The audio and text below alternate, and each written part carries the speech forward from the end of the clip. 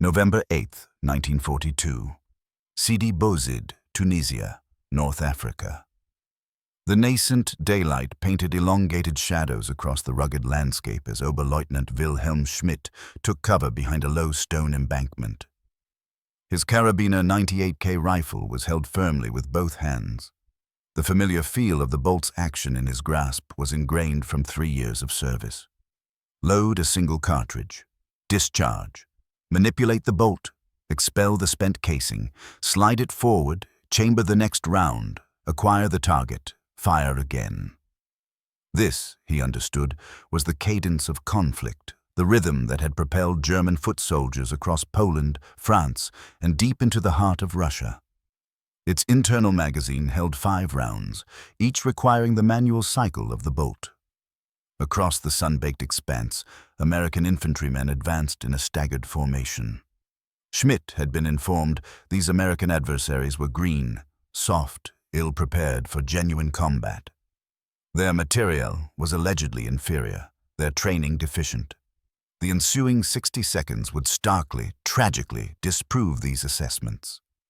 The Americans opened fire. The sound was unlike anything Schmidt had previously encountered. Not the distinct crack, pause, crack of bolt-action rifles, but a continuous, thunderous barrage of semi-automatic fire that showed no sign of abating. 8 rounds discharged as rapidly as the trigger could be squeezed. No hesitation to cycle the bolt, no interruption in the offensive, simply a relentless stream of aimed shots. While Schmidt managed perhaps 3 discharges, the American opponent opposite him had already emptied his 8-round magazine and was in the process of reloading. This was the M1 Garand rifle, and it was poised to systematically dismantle German infantry doctrine. The psychological effect on German soldiers, indoctrinated with the belief in the supremacy of Germanic weaponry and tactics, would prove as significant as the actual projectile force. This narrative transcends a mere technological advantage. It signifies a complete tactical reorientation thrust upon an entire military apparatus. The foundation of German confidence was rooted in military traditions that stretched back through centuries. The Karabiner 98K, officially designated on June 21, 1935, represented the zenith of bolt-action rifle evolution. It offered precision out to 550 yards with its iron sights, remained dependable in mud and freezing conditions, and was simple enough for conscripts to maintain. The KR-98K embodied every characteristic deemed essential for a military rifle within the German mindset. It utilized the potent 7.92 by 57 mm Mauser cartridge, capable of penetrating substantial cover. In the hands of skilled soldiers, the KR-98K had been instrumental in conquering much of Europe. German military doctrine emphasized precise, aimed fire from prepared defensive positions. Infantry training instilled the paramount importance of each round being deliberately placed. A proficient German soldier could deliver approximately 15 aimed rounds per minute with his KR-98K, cycling the bolt with practiced alacrity. This seemed more than adequate when confronting Polish, French, and British troops equipped with comparable bolt-action arms. The British Lee Enfield, with its 10-round magazine, could fire somewhat more swiftly, but German commanders viewed this as a compromise to accuracy. When American forces initiated major combat operations in North Africa in November 1942, as part of Operation Torch, German intelligence had compiled assessments of American material. These reports depicted a nation of immense industrial capacity but lacking military experience. American infantry, according to these evaluations, leaned too heavily on sheer firepower and not enough on tactical acumen. The M1 Garand was noted in these documents as a semi-automatic rifle of interest, though not one of particular apprehension. German analysts acknowledged its 8-round capacity and self-loading mechanism, but highlighted its greater weight compared to the KR-98K, approximately 9.5 pounds versus 8.2 pounds. The overarching conclusion was that while the M1 offered a higher volume of fire, it sacrificed the accuracy and reliability inherent in simpler bolt-action mechanisms. However, American forces had already employed the M1 Garand in combat situations since December 8, 1941, when Japanese forces launched their invasion of the Philippines the day after the Pearl Harbor attack. M1 rifles shipped between August and November 1941 had equipped the United States Army's Philippine Division and the elite Philippine Scouts. These soldiers utilized their Garands with such effectiveness that Japanese troops reportedly believed they were facing machine gun fire. General Douglas MacArthur cabled in February 1942, commending the rifle's performance amidst the dust and grit of foxhole engagements. By the time German forces encountered American troops in North Africa, the M1 Garand had already established its efficacy through nearly a year of grueling jungle warfare. The reality encountered on the North African plains shattered German preconceptions with brutal effectiveness. Schmidt's unit had established defensive lines expecting to halt American advances with disciplined, aimed volleys. When the Americans launched their assault, the volume of returning fire was immense. It was not the expected machine gun fire, which the Germans understood and knew how to counter, but rifle fire, a continuous, sustained torrent of rifle fire. German soldiers would fire, cycle the bolt, reacquire the target, fire again, perhaps 15 rounds per minute from their trained ranks. But each American soldier was unleashing 30 to 40 rounds per minute, striking their intended targets. The Germans were unable to suppress them. Every time a German soldier exposed himself to fire, a hail of multiple rounds would immediately return. The mathematics were irrefutable. In a 2-minute engagement, a German soldier armed with a Kar 98K might manage 30 aimed shots. An American soldier with an M1 Garand could expend 80 rounds in the same time frame.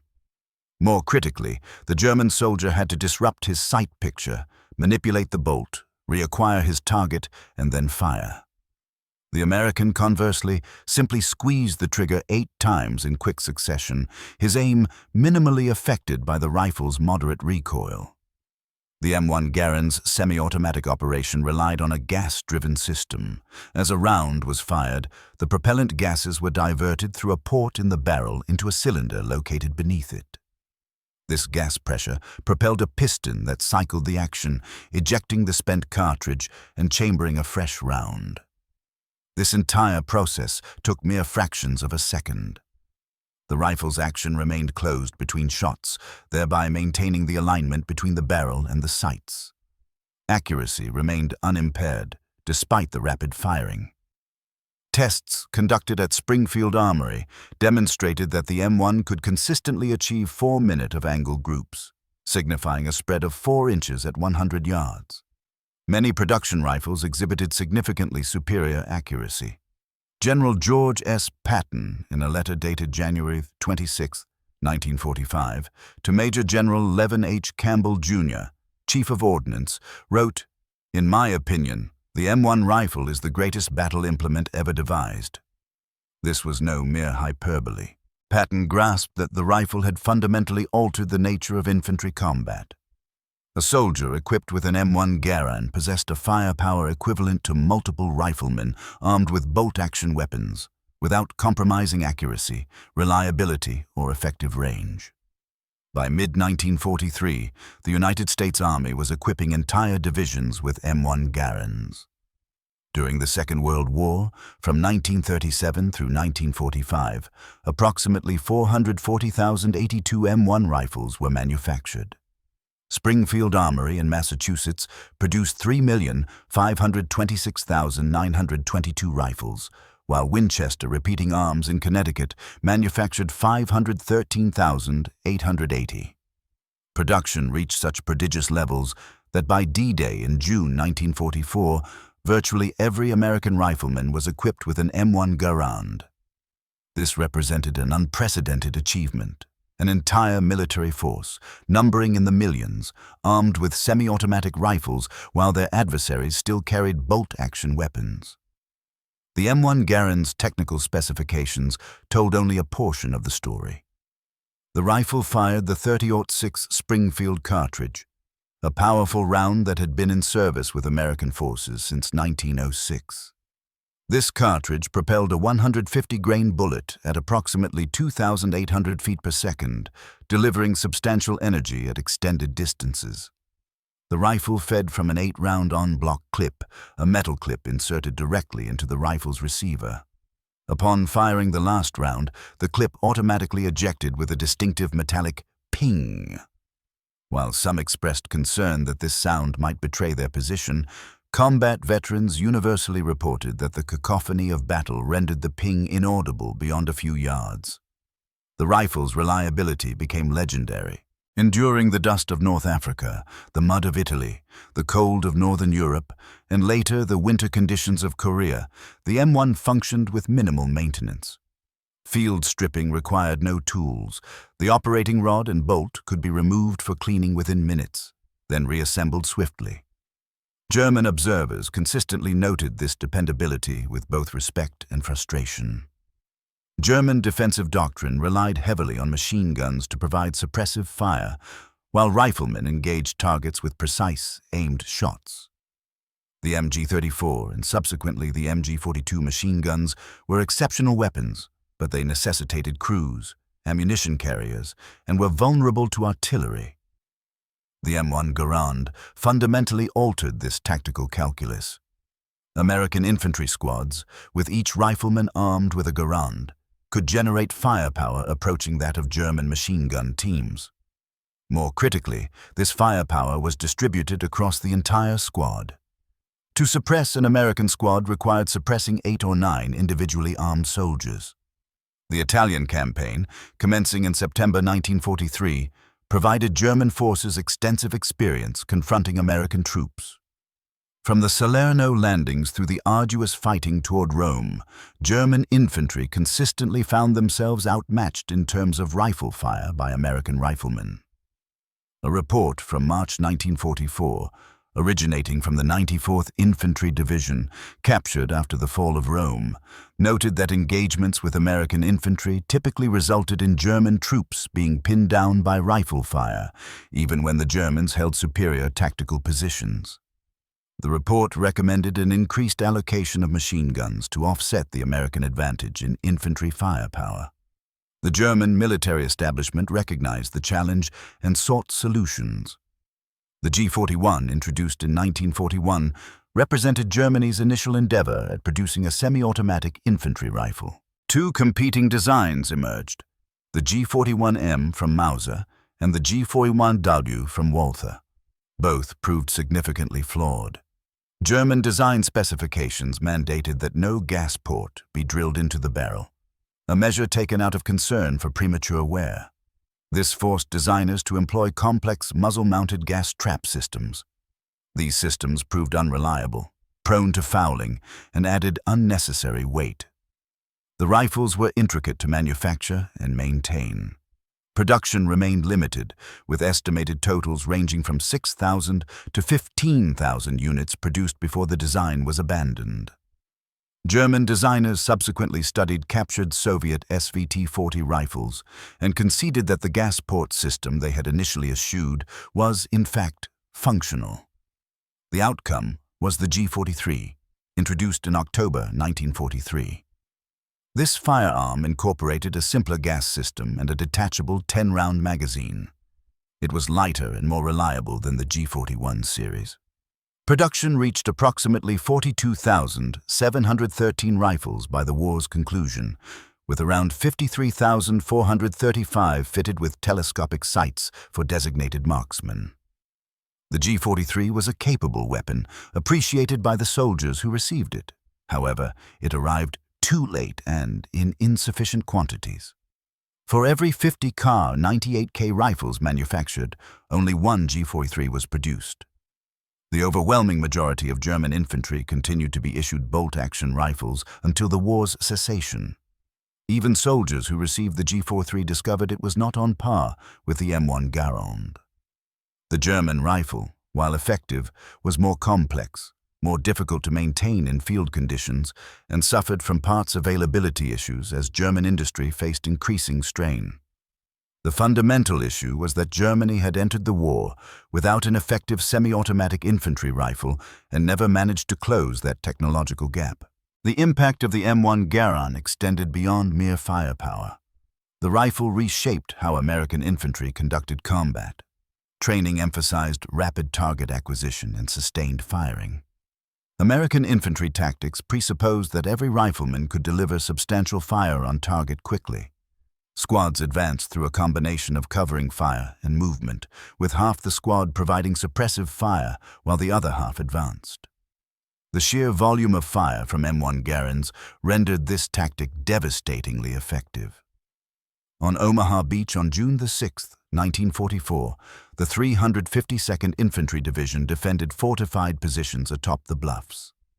This division, at full strength with 12,020 men, occupied what should have been nearly impregnable positions, boasting excellent fields of fire, reinforced concrete emplacements, and interlocking machine gun nests.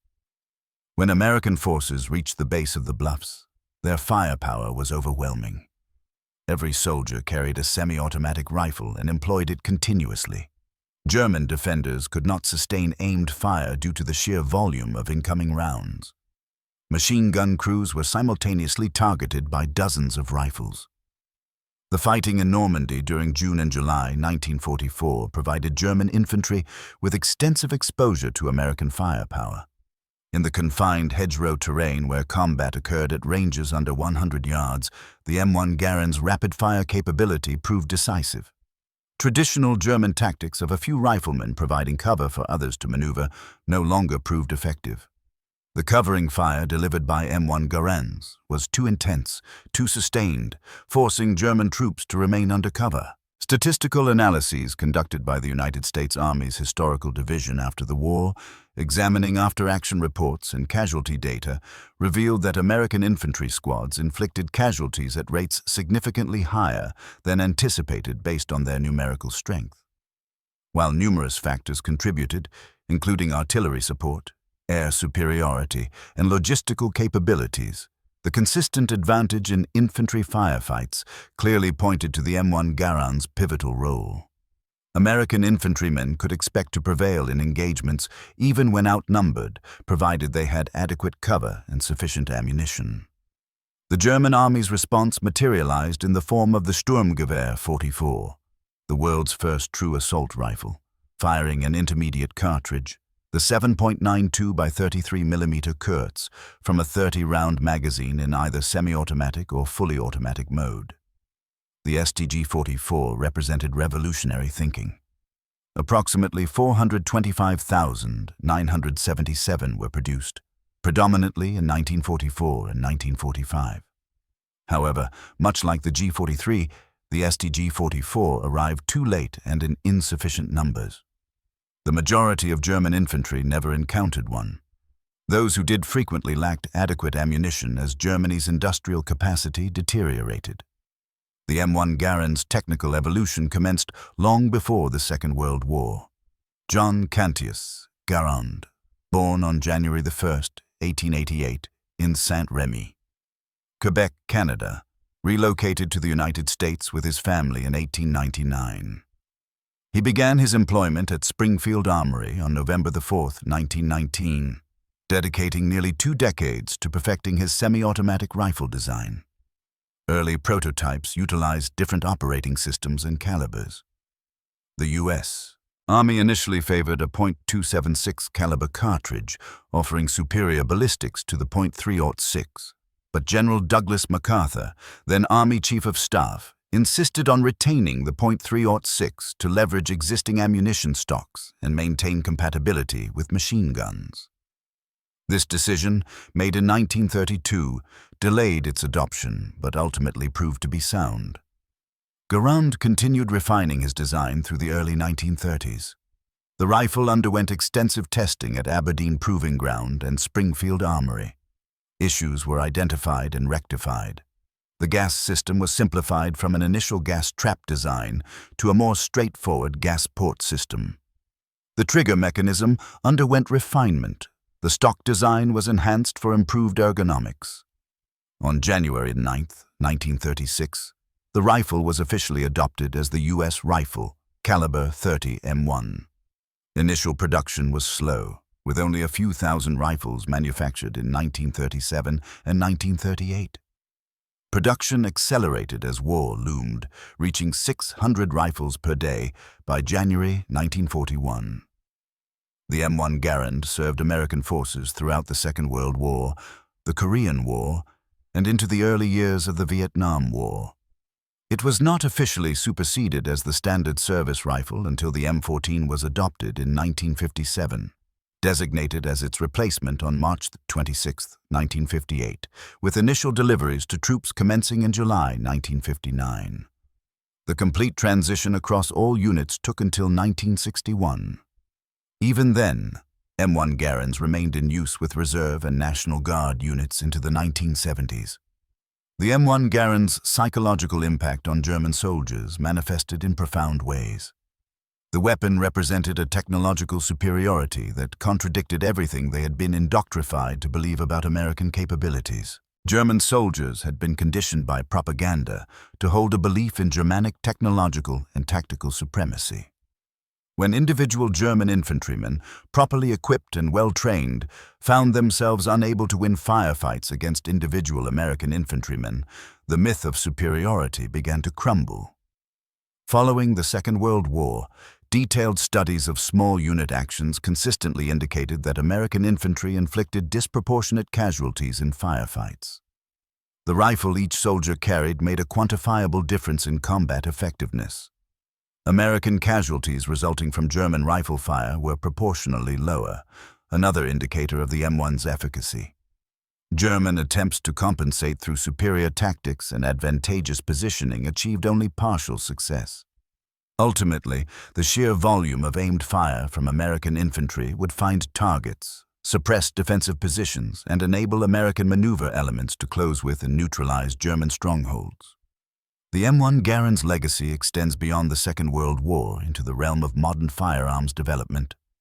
The principle it demonstrated, that infantry forces benefit from self-loading rifles that enhance their rate of fire without sacrificing accuracy, became foundational to post-war weapon development. Every modern infantry rifle, from the AK-47 to the M16 to current assault rifles, owes a conceptual debt to the M1 Garand. It proved that semi-automatic operation was not merely feasible for military rifles, but was, in fact, essential. The narrative of German infantry encountering American forces armed with M1 Garands represents a pivotal moment when technological advantage converged with traditional military excellence, demonstrating that superior technology holds profound significance. German infantry training, tactical doctrine, and the quality of individual soldiers were objectively excellent. However, excellence with inferior weaponry yields inferior outcomes.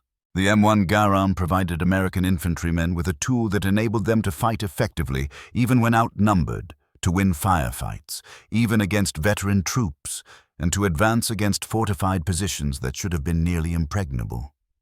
From the Philippines to North Africa, from Sicily to Normandy, from the hedgerows to the Rhine, the M1 Garand served faithfully and effectively. It rightfully earned its reputation as one of the finest military rifles ever conceived, and Patton's celebrated commendation was entirely justified. German soldiers learned through harsh battlefield experience across multiple theaters that American infantry firepower presented a fundamental tactical challenge that their bolt-action rifles could not overcome. The M1 Garand heralded the dawn of a new era in warfare. The days of massed infantry equipped with bolt-action rifles were over. Semi-automatic rifles represented the future, and the M1 Garand made this abundantly clear to militaries worldwide. German infantry, brave and exceptionally trained as they were, fought with equipment that placed them at a disadvantage in the most fundamental infantry task: engaging the enemy before the enemy engages you. The mathematical equation remained constant throughout the war. In the time it took a German soldier to fire 3 carefully aimed shots from his Kar 98K, an American soldier with his M1 Garand could fire 8. When both soldiers possessed equal training and skill, the American would hit 2 to 3 times as many targets. In squad-level engagements, this disparity became overwhelming. The M1 Garand conferred upon American infantry a numerical superiority in firepower, even when German forces outnumbered them in terms of actual personnel. German military theorists, in their post-war analyses of defeats, consistently identified the firepower disparity as a critical factor. Former General der Panzertruppe Hermann Balck, who commanded the 5th Panzer Army during the Battle of the Bulge, commencing December 16, 1944, wrote in his post-war memoirs that American infantry firepower exceeded German infantry firepower, even when German forces occupied defensive positions. The profound human toll stemming from the disparity in combat power was starkly evident in the reports of losses. Though a multitude of elements influenced attrition figures, encompassing artillery barrages, aerial dominance, strategic maneuvers, and the very ground on which battles unfolded, analyses of engagements involving smaller military units consistently revealed that American foot soldiers inflicted a disproportionately high number of enemy casualties during skirmishes. The firearm each warrior bore played a significant role in this outcome. Fatalities attributed to rifle fire inflicted upon German forces were substantial throughout the entire duration of the conflict, and the M1 Garand rightfully deserved a considerable measure of commendation for this. Ultimately, the M1 Garand's influence on the Second World War transcended its mere technical specifications. It symbolized America's prescient industrial planning, its prowess in engineering, and its unwavering dedication to furnishing its service members with superior arms. While the German war machine grappled with intricate programs for semi-automatic rifles that ultimately failed to materialize in significant quantities, the United States had already provisioned its entire armed forces with dependable, battle-tested semi-automatic firearms prior to their involvement in the global conflict.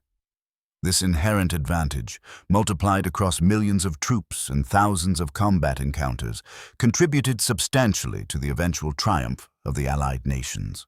The unmistakable report of an M1 Garand in action, the sharp metallic ring of its spent clip being ejected, the sight of American infantry advancing with their rifles held at the ready, these sights and sounds became inextricably linked with the Allied victory in both the European and Pacific theaters. Enemy soldiers, particularly those serving in the German army, came to learn to anticipate and even respect that distinctive firing sequence. Understanding it signaled they were facing adversaries capable of unleashing devastating firepower with both speed and precision. The M1 Garand can indeed be regarded as the preeminent combat instrument ever conceived, and its clear superiority over the KR-98K was irrefutably demonstrated on battlefields from the year 1941 through 1945.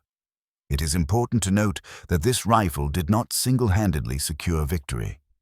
The ultimate triumph necessitated the synergistic application of combined arms, undisputed air supremacy, immense industrial capacity, and the unyielding bravery of millions. However, at the foundational level of the infantry squad, where individual soldiers directly engaged in combat and faced mortality, the M1 Garand provided a distinct and quantifiable advantage that the German infantry proved unable to effectively neutralize. That decisive edge made a difference in countless encounters, preserved American lives, and hastened the war's conclusion more than might have otherwise transpired.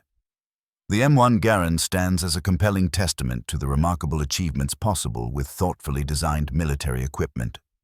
It underscored the principle that investing in the capabilities of individual soldiers, by equipping them with the finest available tools, yields significant returns in terms of combat effectiveness and successful mission accomplishment. This firearm served the United States military for over 2 decades, arming servicemen in 3 major global confrontations. Its lasting impact on the subsequent evolution of rifle design continues to resonate even today. For the German infantrymen who encountered it on the battlefield, the M1 Garand represented a harsh and unwelcome lesson in the realities of technological superiority. The possession of superior weaponry, wielded by skilled personnel, demonstrably alters the outcome of any engagement.